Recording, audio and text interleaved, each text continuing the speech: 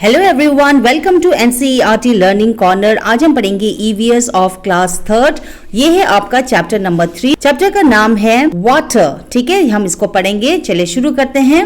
I'll wash my face with water, said Munna to his नानी। जो मुन्ना था उसने अपनी नानी से कहा कि मैं अपना चेहरा जो है वो पानी से धोऊंगा।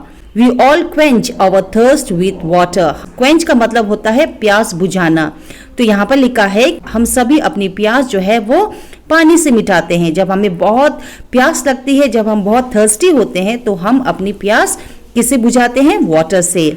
We are all alive because of water। हम सभी इसीलिए जीवित है, इसीलिए हम जिंदा है क्योंकि हमारे पास वाटर है। पानी के कारण ही हम जीवित है।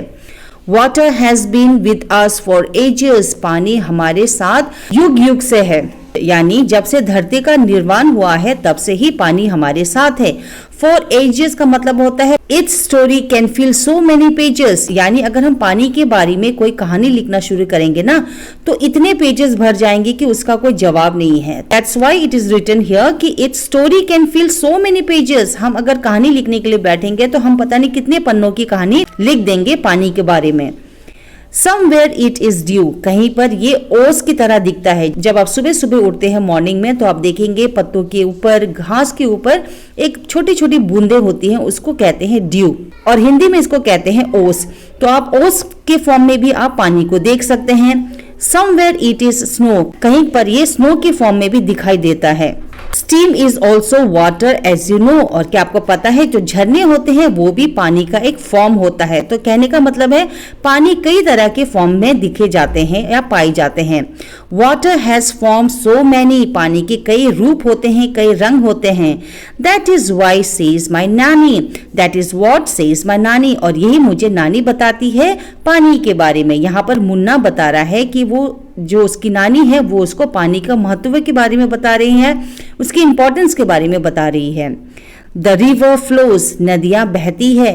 The waterfall sings. जो झरने होते हैं, कभी आप उसके सामने जाके बैठना, खड़े होना, आपको उसमें से बहुत सारी मीठी आवाज सुनाई देगी। ऐसा लगता है मानो वो लोग गा रहे हों, झरने गा रहे हों।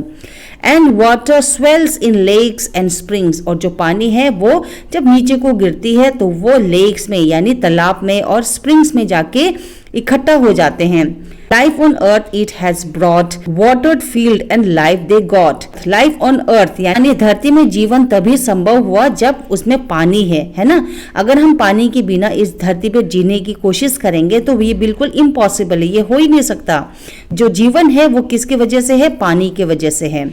But when the water breaks in floods. लेकिन जब पानी बहुत ज्यादा हो जाता है, चारों तरफ जब पानी ही पानी होता है, तो वो क्या लाता है? तब होता है फ्लड्स। फ्लड्स यानी बाढ़। बाढ़ आ जाती है ना, जब बहुत ज्यादा, आपने देखा होगा न्यूज में, जब बरसात के दिन बहुत ज्यादा बारिश होती है तो चारों ओर क्या हो जाता है? पानी भर जाता है और उस कारण हो जाता है flood. Great misfortune it always works. यानी जब बाढ़ आती है, जब बहुत बारिश होती है, जैसे मैंने आपको बताया, तो फ्लड आ जाता है। और जब फ्लड होने की वजह से बहुत ही आफत आ जाती है। मिस फॉर्च्यून का मतलब होता है आफत आना। क्यों आफत आ जाती है? लोग घर से बाहर नहीं निकल सकते हैं, खाना नहीं मिलता है लोगों को, लोग अपनी नौकरियों पे नहीं जा सकते हैं, घर पे सारा कुछ बंद पड़ा रहता है ना। घरों के अंदर बहुत सारा पानी आ जाता है। तो कभी कभी क्या होता है, पानी बहुत ज्यादा आफत भी ले आती है जब कहीं पर फ्लड हो जाता है। तो ये है आपका पोएम का मतलब, और इस पोएम को लिखा है श्री प्रसाद ने। ठीक है, कैसा लगा आपको ये एक्सप्लेनेशन? अगर आपको ये वीडियो पसंद आया है तो प्लीज गिव अ लाइक।